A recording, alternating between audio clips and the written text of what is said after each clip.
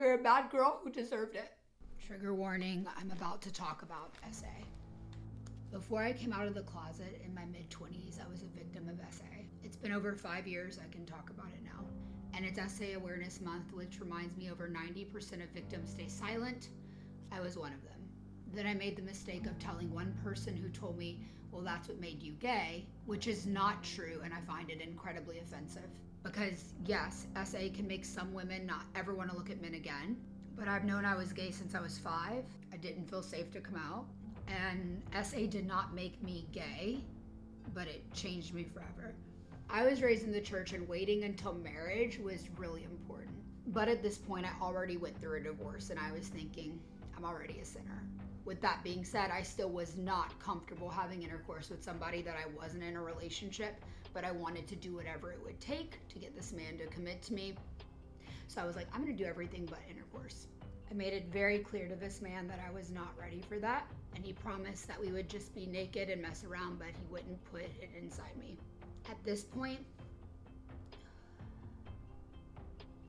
I had only ever slept with one man in my life, my ex-husband. Even now saying this out loud, I feel so wrong actually for allowing him to do that, but that's the religious trauma coming up. Plus, I'm a lesbian, and the ick that overwhelms my mind when I think of a man's pee-pee. I digress. But he lied to me, he got on top of me, he did what he did, while I laid there in shock and then cried. When he rolled over, I just ran to the bathtub in tears. I was crying, and I'll never forget the evil, just evil, that oozed from him as he stood over the bathtub as I tried to wash him off of me.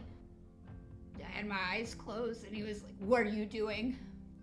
I said, praying. And he said, quit praying to God. He doesn't exist, and if he did, you're a bad girl who deserved it. Even saying that now, I feel nauseous. I was in fight, flight, freeze, total freeze. In the spirit of transparency, I'm actually sharing this story as a sponsored post for WISP because I believe in the importance of supporting survivors. My whole body is aching right now. Like, this brings up so much anxiety, but someone needs to hear it. I can't really think. I wrote this down, so I'm just gonna read it. By opening up, I hope to empower others to share their stories without shame and to be prepared for any situation.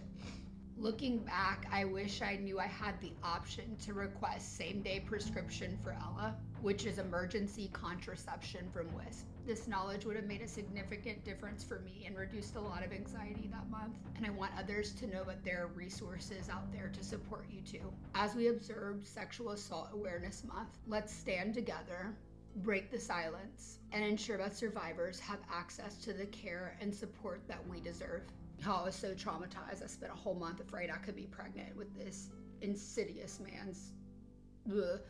But I was too afraid to process the SA with any person, much less a doctor, or risk being seen picking up Plan B from a pharmacy due to religious trauma and shame. Doing the things my therapist would tell me to. I know it's not my fault. It's never your fault that I got lucky. No baby or STDs. But please don't ever let shame keep you from taking care of yourself with a therapist, emergency contraceptives, and STI testing. And if you have a story you need to get off your chest too, share it. I know it will help someone else feel less alone. I wish I knew then I wasn't alone. Oh my God, I said it out loud.